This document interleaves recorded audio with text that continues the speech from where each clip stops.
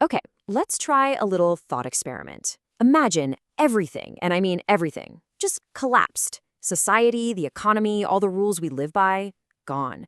If you had a completely clean slate, a chance to build a government from scratch, what would you even do? Where would you start? Well, this isn't just a hypothetical. One group of thinkers actually mapped the whole thing out. And that right there, that was their founding promise. This is from something called the Agamemnian Concordat, a blueprint for a fictional government set in the year 2350. The whole idea was to build a society from the ashes of our world, and you better believe they were determined not to make the same mistakes all over again. The stakes just couldn't be higher. So, how did they pull it off? That's what we're going to break down. We'll start with the catastrophe that wiped the slate clean. Then, we'll dig into their core philosophy, their new operating system for society. After that, we'll look at the nuts and bolts of the government itself, what it actually provides for its people, and finally, we'll get to their ultimate trump card, a system that's literally designed to fix itself. All right, first things first. To really get this, we have to understand the disaster that made it all necessary. What does it actually look like when you have to start over from year zero? Yeah, the old world didn't just fade away, it completely shattered. They called it the Great Reset, and for good reason. It was a perfect storm. Catastrophic sea level rise, AI systems that went rogue, and a complete collapse of the global food chain. This was ground zero, an absolutely clean slate to build upon. And they moved fast. I mean, unbelievably fast. In just the first 30 hours, they laid down the entire foundation. At hour zero, boom, the new constitution is ratified.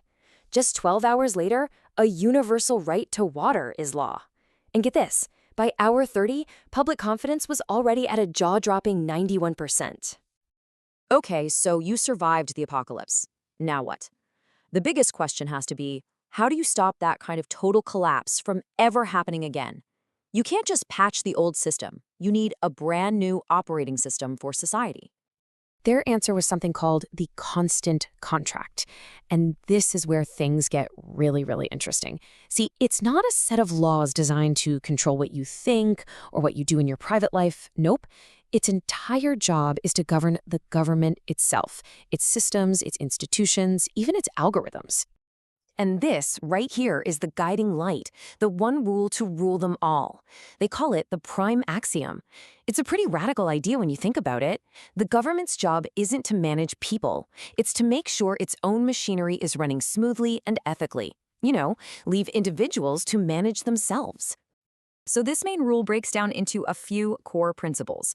You've got the obvious ones. Systems have to serve everybody, and transparency is a full-time job, not an afterthought. But check out this last one because it's a biggie. When a part of the government fails, you don't punish it, you help it. The whole thing is built for resilience, not for pointing fingers. Okay, so that's the big picture philosophy. But what about the nuts and bolts? How does this government actually, work? I mean, put yourself in their shoes. You've just watched civilization crumble. You would be absolutely obsessed with checks and balances, right? With building a machine that no one person, no one bad idea could ever break again. So how did they solve that puzzle? Well, at first glance, it looks kind of familiar. You've got an executive, a legislative, and a judicial branch. But as always, the devil's in the details. Their executive, the prime originaire, gets 3 four-year terms. The legislature has 3 chambers, not 2, and the entire job of the judiciary is to interpret that super important constant contract. Let's just zoom in on the courts for a second, because this is really cool. The concordant Supreme Court justices get one single, non-renewable 20-year term, and that's it, no lifetime appointments. But what's crazy is how that idea echoes a real-world proposal from a student Congress. They suggested an 18-year term limit for U.S. Supreme Court justices to fight political bias. It's wild, right? A fictional future government and today's students trying to solve the exact same problem. And that parallel thinking doesn't stop there. The Concordats' rule of constant transparency, it lines up perfectly with a student bill to ban non-disclosure agreements in big government deals. Their core idea of stopping exploitation before it starts, that looks a lot like another student bill from a modern antitrust act aimed at big tech. You see the pattern here. All right, so we've seen the machinery of the state. But what does it all do? What does a government like this actually deliver to its citizens day to day? What does it feel it owes them? Well, they kick things off with this really unique idea called the Grands In Clause. Basically, it's a generational reward. If one of your ancestors was in public service back before the collapse, you automatically get enrolled in all the society's universal basic programs. It's their way of honoring that legacy of service. And those programs are, while they're extensive, universal basic housing and education are just the beginning. The justice system reforms are where things get really radical. Everyone gets automatic legal help, including expert witnesses. There's no cash bail and no jail before your trial. It's a system that's been totally redesigned from the ground up to be about equity. And here we go again. You see it, right? These futuristic programs are direct reflections of debates happening right now. You've got student legislators pushing for things like paid parental leave and banning for-profit detention centers. It all comes back to the same fundamental question. What basic things does a government owe its people to ensure their well-being? Now, this brings us to what might be the Concordat's most ambitious, most radical feature. It's a built-in mechanism designed to stop systemic failure before it even starts. Think of it as a reset button for the entire government. And it all comes down to this one number, 98%. Every 3 months, every single part of the government goes through what's called a resonance audit. To pass, a system has to be performing at 98% efficiency or better. No exceptions, no wiggle room.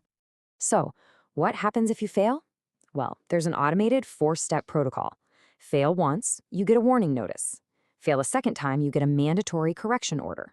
A third time, the whole system is temporarily suspended. And a fourth failure, you're out. The system triggers a white state reset, freezing that entire part of the government until it can be fixed. Accountability is literally coded into the system. This whole mechanism is their ultimate insurance policy. It's designed to catch and stop that slow rot, the inefficiency, the corruption, the decay that doesn't make headlines but eventually brings the whole house down. It's basically an immune system for the body politic. And this quote from one of their very first directives just sums it all up perfectly. Law must live. Therefore, it must correct itself. The goal isn't to be perfect and unchanging from day one. The goal is to create a system that's alive, one that can learn, adapt, and heal itself over time. You know, exploring a government built from scratch like this, it's a fascinating thought experiment. But it does more than that. It kind of holds a mirror up to our own world, doesn't it? Because our societies, they run on a contract too, a social contract, an agreement between all of us on how we want to live together. And it just makes you wonder, maybe it's time we all took another look at the fine print.